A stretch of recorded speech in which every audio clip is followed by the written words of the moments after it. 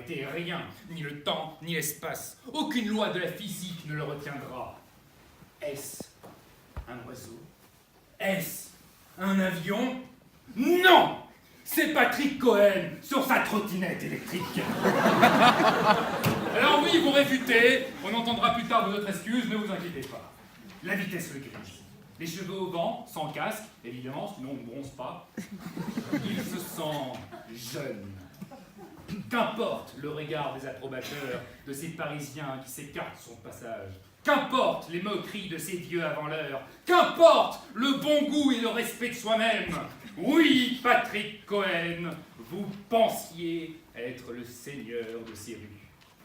Tel Napoléon franchissant les Alpes, vous vous étiez promis un avenir radieux. Votre Waterloo, cependant, on ne le connaît pas. Alors oui, mon prédécesseur a raconté une version. J'aime à croire que vous étiez dans une course face à Nikos Aliagas jusqu'au salon du V, ou avez peut-être tenté de ramasser un chèque d'Europe 1 sur le passage sans s'arrêter. Le mystère demeure. Et personne n'est dupe de vos excuses. Le résultat, cependant, on le connaît. Accident, bras cassé, opération, absence remarquée à la télé. Le diagnostic est simple.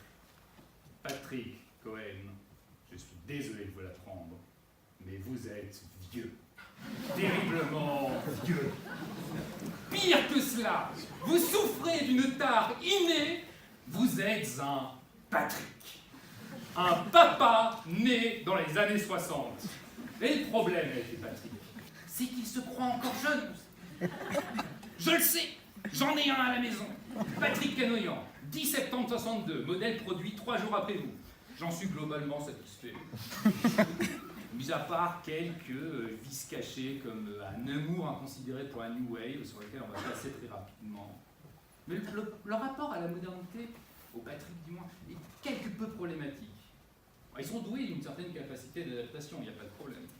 Moi je me souviens, au temps des portables Nokia, je recevais de temps en temps des messages, vous savez, tout en majuscules, du type bonjour, point, fils, point, comment, point, ça va, point, point d'interrogation. Le tout entre 2 chaînes de courriel, avec des blagues potaches complètement illisibles. Et maintenant, ce n'est plus qu'abréviation, torture de la langue française, gifs qui n'ont rien à voir avec la discussion, plan FaceTime, contre-plongée en mode double menton, et butt call à répétition, suivi de messages de 3 minutes sur la boîte vocale où on entend rien. Si j'ai de la chance, j'ai les photos du chien familial avec un filtre Instagram. Bref. Ils évoluent. Toujours un train de retard, certes, mais ils sont là. En tendant l'oreille, on peut toujours entendre leurs blagues gênantes devant vos amis, comme autant de râles d'agonie. Alors quoi? Allons-nous nous laisser faire? Devons-nous encore, longtemps, subir le joug de ces grabataires en pleine crise existentielle? Jusqu'à quand, Patrick Cohen, abuserez-vous de notre patience? Est-ce à nous, vrais jeunes, de prendre cette place qui nous revient de droit? Oui, c'est à nous, ou du moins, c'est à moi, puisque dans mon égoïsme autocentré, j'en ai un peu rien à faire de mes collègues. Ce moment, ces quelques minutes ininterrompues de logorée que vous êtes venus subir pour je ne sais quelle raison. Moi, je veux bien, ça me fait une séance de psy gratuite. Mais vous, pourquoi êtes-vous venu? Qui vous a invité? Ce moment n'est pas à vous, il est à moi! À moi! Tout est à moi! Ce public est à moi! Ce chargé des NAS associent! Ces secrétaires, ils sont à moi! Si j'avais envie, je pourrais passer les minutes qui suivent à critiquer et insulter chacun des secrétaires, mais Étienne me l'a interdit. Alors qu'est-ce que je fais? Je les vois, ces gens! Je la vois, la veille de Grégoire! Elle est à moi aussi! Ne me touchez pas! On touche pas un camarade! Ma personne est sacrée! C'est la dernière! C'est moi!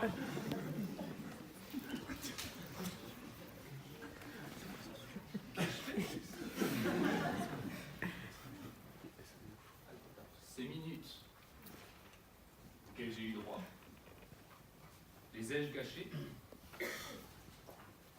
Et ma jeunesse,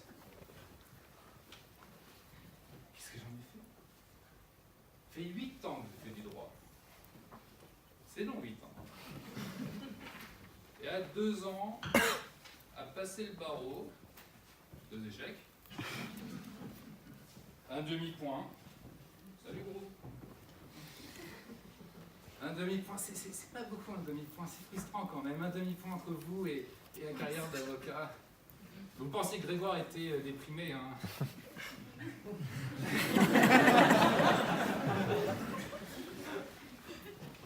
Alors je fais court. Vous pensez vraiment que si j'avais eu le choix entre dire des inepties ici, là, tout de suite, et faire des cabrioles dans le public, et passer la soirée à faire de la trottinette électrique avec l'invité de ce soir? Bah non. Alors, je suis là. Dans un costume 3 pièces que mon arrière-grand-père n'aurait pas renié. Je vais rentrer chez moi. Je vais mettre un vinyle de Nat King Cole.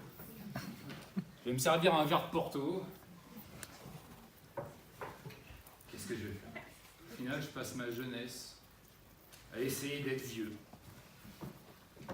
Peut-être parce que j'ai jamais voulu attendre qu'il soit temps. Peut-être parce que mon fantasme absolu, c'est de recevoir mes invités en robe de chambre. Pourquoi attendre d'être un vieux pervers lorsqu'on peut être un jeune con inquiétant? Peut-être parce qu'on aura toujours tort d'avoir raison trop tôt, et que les jeunes révolutionnaires d'aujourd'hui seront les vieux réacs de demain. Mais est-ce que l'âge justifie le droit de passage? Est-ce à vous plutôt qu'à nous? Ouais, on est jeunes, on pense que la vie est devant nous, l'avenir nous appartient, et puis on perd notre temps. C'est pas Patrick Cohen qui va nous dire le contraire, il était militant à l'UNEF à Tolbiac. Hein. C'est peut-être parce que justement, les Patrick essayent pour cela d'être jeunes, avec tant d'ardeur, le temps de profiter de leur jeunesse. Il est déjà trop tard. C'est probablement leur dernière chance avant la maison de retraite aux dunes du Pilat, le club de bridge aux dunes des Villas, et le déambulateur aux dunes du Pilat, avant que le corps ne lâche et que la raison ne décroche. Oui, Patrick Cohen, la mort guette. Entre votre malaise vagal à la télé et votre accident de trottinette, vous commencez à apercevoir un peu votre mortalité. Fini les matinales où vous dormez 10 heures en un mois. Fini les courses aux audiences. Maintenant, les téléspectateurs peuvent vous admirer, mastiquer votre dîner tous les soirs, parler la bouche pleine pendant que sur notre chaîne, Hanouna et Barthès envoient des insultes par émission interposée. Viendra bientôt le moment où il conviendra de s'éteindre, paisiblement, sans bruit, tel un frigo qui cesse de trembloter lorsqu'on le débranche. Notre mort déclenchera les violons de vos confrères, et tous pleureront très sincèrement votre disparition. Mais les cimetières sont remplis de gens irremplaçables qui ont tous été remplacés. Les générations s'enchaînent, les jeunes vieux comme moi deviendront de vieux jeunes comme vous. Et les asticots seront bien nourris. Ces 12 secrétaires, à vrai dire 12, ils ne sont pas tous là, il y en a une qui est morte, passeront également la main. Ce moment est encore à eux.